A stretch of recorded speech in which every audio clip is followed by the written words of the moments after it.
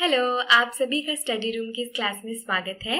और आज हम क्लास 10th के विज्ञान के एनसीईआरटी सिलेबस का 8वां अध्याय पढ़ने वाले हैं, जिसका नाम है जीव जनन कैसे करते हैं। इसमें हम रिप्रोडक्शन के बारे में बात करेंगे। और अब तक आपने बायोलॉजी में क्या क्या पढ़ा है? आपने सबसे पहले तो लाइफ प्रोसेसेस कौन से होते हैं वो पढ़ा, यानी जैव प्रक्रम के बारे में आपने पढ़ा। और इसमें आपने जाना कि कौन कौन सी वो चीज़ें होती हैं, कौन कौन से वो प्रोसेसेस होते हैं जो किसी चीज़ को जिंदा बनाती हैं। फिर आपने पढ़ा कि ये जो जैव प्रक्रम होते हैं हमारे शरीर में, ये किस प्रकार से नियंत्रित हो रहे होते हैं और इनका समन्वय कैसे होता है। हमारे शरीर के अलग अलग जो हिस्से हैं वो एक दूसरे से किस प्रकार से कनेक्टेड रहते हैं और एक दूसरे को संदेश भेजते हैं। और इसके बाद अब हम पढ़ने जा रहे हैं बायोलॉजी में जो नेक्स्ट चैप्टर है, जो कि है रिप्रोडक्शन के बारे में, जो कि एक महत्वपूर्ण लाइफ प्रोसेस है जिसके बिना प्रजाति आगे नहीं बढ़ सकती। तो सबसे पहले तो ये जानना आवश्यक है कि जीव जनन क्यों करते हैं। तो पहली बात तो जनन अपने माता पिता के समान मूल विशेषताओं वाले अधिक जीवों को जन्म देने की प्रक्रिया या क्रिया होती है। तो जनन में क्या होता है, रिप्रोडक्शन में क्या होता है, अपने मदर फादर यानी मम्मा पापा से जो सिमिलर मूल विशेषता स्पेशलिटीज होती हैं, उनके ही जैसे और ऐसे जीवों को जन्म देने की, उनको जिंदा करने की, उनको इस दुनिया में एग्जिस्टेंस में लाने की ये एक क्रिया होती है, एक्ट होता है। अब ऐसा क्यों करते हैं जीव जनन क्यों करते हैं? क्योंकि आपने देखा होगा कि हमारे जीवन में बहुत सारी चीज़ें हैं जो आवश्यक है हमारे जीवन के लिए। जैसे हमारे लिए श्वसन या रेस्पिरेशन आवश्यक है, सांस लेना आवश्यक है हमारे लिए पाचन पोषण ये आवश्यक है, न्यूट्रिशन डाइजेशन। अगर ये नहीं होगा तो हम कैसे जिंदा रह पाएंगे। लेकिन रिप्रोडक्शन जो है ये करना आवश्यक नहीं है एक पर्टिकुलर इंसान के लिए या किसी एक जीव के लिए। बिना रिप्रोडक्शन या जनन के भी वो इंसान जिंदा रह सकता है और उसके शरीर में कोई हानि नहीं होगी। ये एब्सोल्युटली नेसेसरी नहीं है कि कोई इंसान को जनन करना ही चाहिए उसका जीवन अच्छा होने के लिए। लेकिन फिर भी जीवन में क्यों लोग जनन करते हैं, क्यों ये इतने सारे जो जीव हैं पूरे विश्व में ये सारे प्रजनन क्यों करते हैं, अगर ये इनके लिए इम्पॉर्टेंट नहीं है, एसेंशियल नहीं है? तो दरअसल बात यह है कि एक इंसान या एक जीव के लिए भले ही जनन उसके जिंदा रहने के लिए आवश्यक ना हो, लेकिन उसकी पूरी की पूरी प्रजाति के एग्जिस्टेंस के लिए ये आवश्यक होता है। इसका क्या मतलब हुआ? इसका ये मतलब हुआ कि अगर उस पूरी की पूरी स्पीशीज में या प्रजाति में सारे जीवों में प्रजनन करने की क्षमता खत्म हो गई या उन्होंने प्रजनन करना ही बंद कर दिया, रिप्रोड्यूस करना बंद कर दिया, कोई भी वो नए बच्चों को अगर जन्म नहीं देंगे और ऐसा सालों तक होता रहा, तो फिर क्या होगा? वो प्रजाति ही लुप्त हो जाएगी। उस प्रजाति का इस पृथ्वी पे एग्जिस्टेंस खत्म हो जाएगा। इस वजह से स्पीशीज में इस तरह का ये एक प्रोसेस है, जनन का प्रोसेस, जो कि कोई ना कोई स्पीशीज में जीव तो ये जनन कर ही रहे होते हैं और उस प्रजाति को आगे बढ़ा रहे होते हैं, उस स्पीशीज को लुप्त होने से बचा रहे होते हैं। तो जीव जनन की श्रृंखला को जारी करने के लिए प्रजनन करते हैं और हजारों वर्षों में अर्जित जीनों यानी जनन कोशिका में रहने वाले जीव नामक तत्व को पारित करते हैं। इस पृथ्वी पर प्रजातियों के अस्तित्व के लिए जनन आवश्यक है, तो इस वजह से जीव जनन करते हैं। अब जनन किसे कहते हैं उसकी प्रॉपर डेफिनेशन भी पढ़ लेते हैं। एक ही प्रजाति के मौजूदा जीव से नए जीव का उत्पादन जनन कहलाता है। जनन क्या कहलाता है?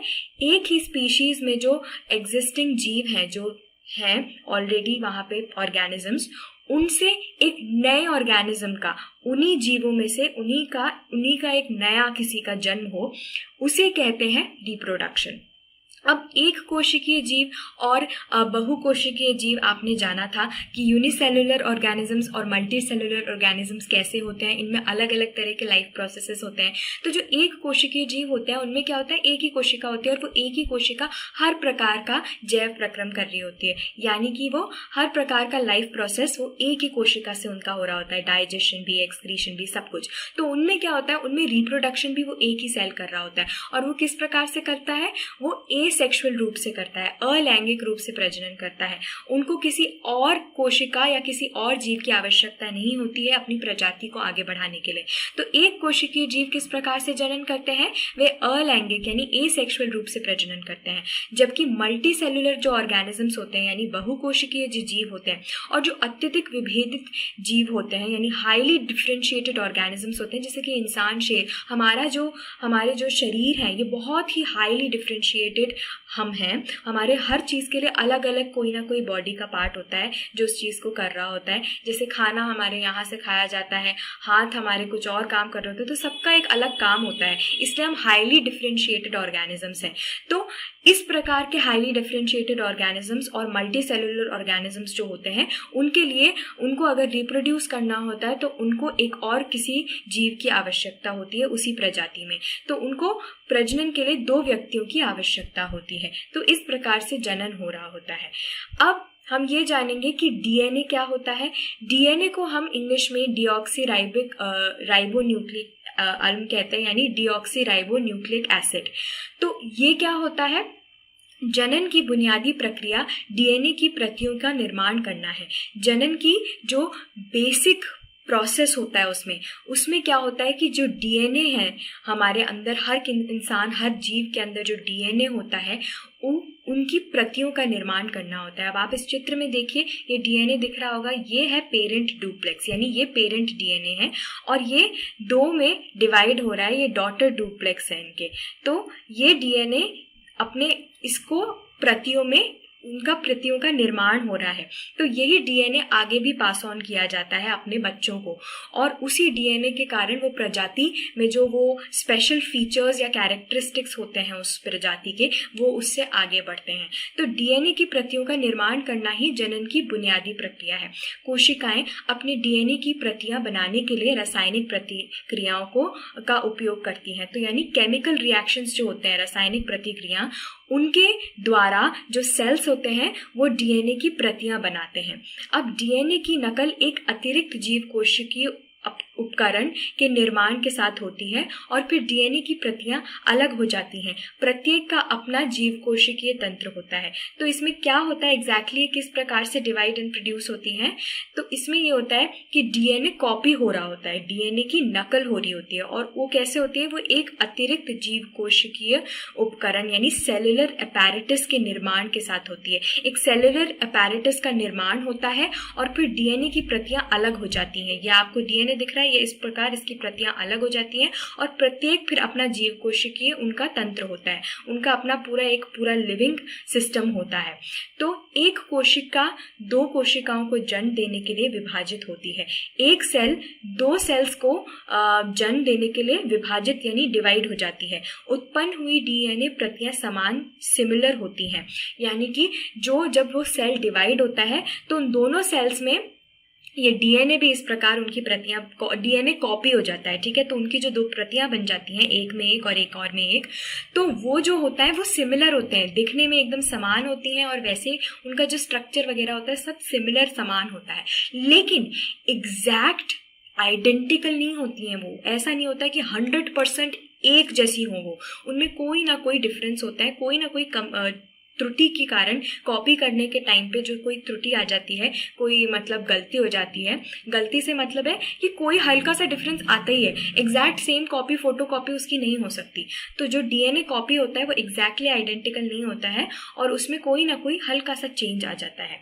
अब भिन्नता का क्या महत्व होता है? ये जो चेंज आता है इसका क्या इंपॉर्टेंस है, क्यों आता है ये चेंज? तो पर्यावरणीय परिस्थितियों में परिवर्तन के कारण कुछ प्रजातियों का अस्तित्व कठिन हो जाता है। तो क्या होता है, अगर क्लाइमेट में चेंज आए या फिर कोई भी हमारे एनवायरनमेंट में अगर कोई भी डिफरेंस आ जाए, कोई भी चेंज आ जाए, जैसे कि सपोज हिरण की जो प्रजाति है वो रह रही है शांतिपूर्वक आराम से जंगल में, अचानक से जो शेर की प्रजाति है वो बढ़ने लग जाए, बहुत ज़्यादा शेर होने लग जाए, तो क्या होगा? जो डियर की प्रजाति होगी यानी हिरण की प्रजाति होगी, हो सकता है उसमें कमी आ जाए, वो क्योंकि शेर जो है वो ज़्यादा हिरणों को खाने लगेगी, क्योंकि शेर की प्रजाति बढ़ी जा रही है ना, और शेर हिरण को खाते हैं।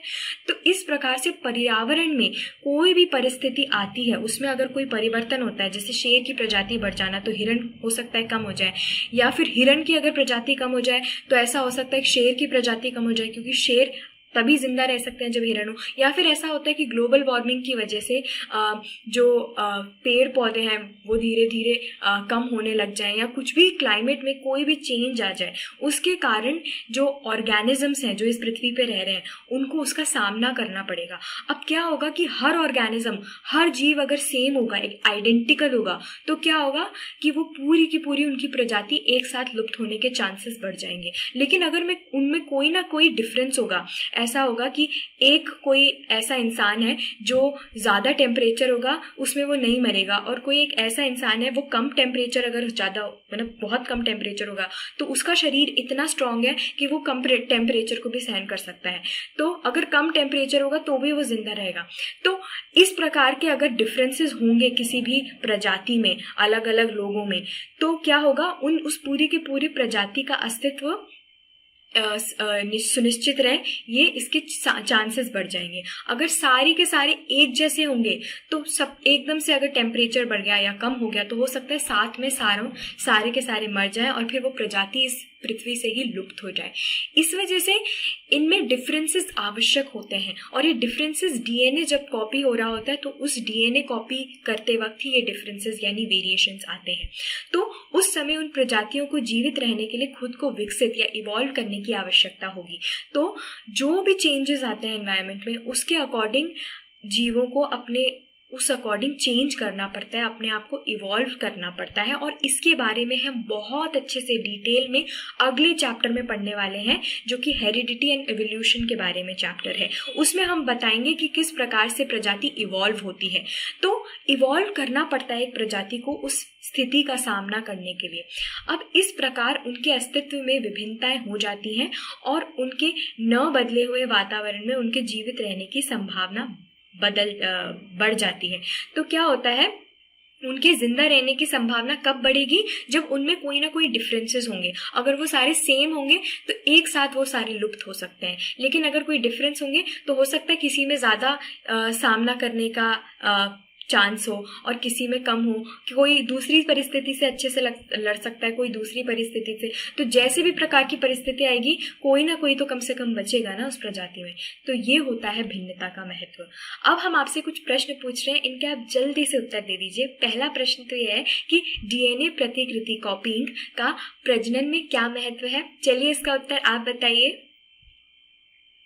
तो जब डीएनए कॉपी हो रहा होता है तो उसी से हमारा रिप्रोडक्शन हो सकता है। तो जो कोशिका का जो विभाजन होता है, कोशिका अपने आप को डिवाइड करती है और ज़्यादा कोशिकाओं में बढ़ती है, तो उस टाइम पे डीएनए भी कॉपी हो रहा होता है, और वो डीएनए ही वो सारी इंफॉर्मेशन कैरी कर रहा होता है जो कि उस ऑर्गेनिज्म को जैसा वो है वैसा मेंटेन करने के लिए उसको मेक श्योर करेगी। इसका क्या मतलब हुआ? इसका ये मतलब हुआ कि हमारे में एक पर्टिकुलर कोई डीएनए है जो हमारे मम्मी पापा से हम में आया है, और यही डीएनए हमारे कोई अगर बच्चे होंगे तो उनमें भी जाएगा। तो इस प्रकार का डीएनए कॉपी करना एक प्रजाति के इस अस्तित्व को सुनिश्चित करता है, और यही प्रजनन का एक मूल बेसिक प्रोसेस होता है। तो डीएनए कॉपिंग का प्रजनन में इसलिए इतना महत्व है क्योंकि यही उसका एक मूल प्रोसेस है जिसके कारण ये प्रजनन संभव होता है, और एक से दूसरे जनरेशन में हमारे सेम जो क्वालिटीज कैरेक्टर्स होते हैं उस प्रजाति के, वो पास ऑन किए जाते हैं, वो इनहेरिट किए जाते हैं। अब आपसे दूसरा हम प्रश्न ये पूछ रहे हैं कि जीवों में विभिन्नता स्पीशीज के लिए कितनी लाभदायक होती है? और लाभदायक होती तो है, लेकिन परंतु इंडिविजुअल के लिए आवश्यक नहीं है। क्यों? अब इसका मैंने अभी थोड़ी देर पहले उत्तर डिस्कस हम कर ही रहे थे कि एक स्पीशीज के लिए यानी एक प्रजाति के लिए जो विभिन्नता होते हैं, डिफरेंसेस होते हैं, वेरिएशंस होते हैं, वो बहुत इंपॉर्टेंट होते हैं और उनके लिए बेनिफिशियल्स होते हैं, उनको लाभ पहुंचाते हैं। लेकिन एक इंडिविजुअल यानी व्यक्ति के लिए हो सकता है वो मतलब आवश्यक ना हो। ऐसा क्यों है? ऐसा इसलिए है क्योंकि एक इंडिविजुअल में अगर डिफरेंस ना भी आए तो भी वो जिंदा रह सकता है, उसको क्या फर्क पड़ रहा है। लेकिन अगर कोई ना कोई पर्यावरण में परिस्थिति ऐसी बदल गई, कुछ जैसे क्लाइमेट चेंज हो गया या ग्लोबल वार्मिंग हो गई, जो या फिर जो हम खाना खाते हैं उस खाने की कमी हो गई, तो कुछ ऐसे अगर हम सारे के सारे सेम होंगे तो हमारी पूरी की पूरी प्रजाति लुप्त हो सकती है, लेकिन अगर हम सेम ना होके थोड़े थोड़े डिफरेंट हुए तो ऐसा हो सकता है कि कुछ उनमें से प्रजाति के लोग उस चेंज को हैंडल कर पाए बेटर और वो जिंदा रह पाए, और इस वजह से प्रजाति या स्पीशीज लुप्त नहीं होगी। पर इंडिविजुअल में ज़रूरी नहीं है कि ये उसको इम्पॉर्टेंट हो या उसके लिए लाभदायक हो, क्योंकि हो सकता है कि जो भी कोई चेंजेस या कोई वेरिएशंस आए हैं उसके डीएनए में, उससे उसको कोई फ़ायदा हो ही ना रहा हो अपनी ज़िंदगी में। तो ये है इस प्रश्न का उत्तर। अब हम आपसे एसेक्सुअल रिप्रोडक्शन के बारे में बात करेंगे, यानी अलैंगिक प्रजनन के बारे में बात करेंगे, लेकिन यह हम अगले वीडियो में करेंगे। और उम्मीद है इस वीडियो में हमने जो भी पढ़ा है वो आपको सब अच्छे से आराम से समझ आ गया होगा। तो नेक्स्ट वीडियो तक के लिए आपका दिन अच्छा बीते और आपसे जल्द ही मुलाकात होगी। बाय।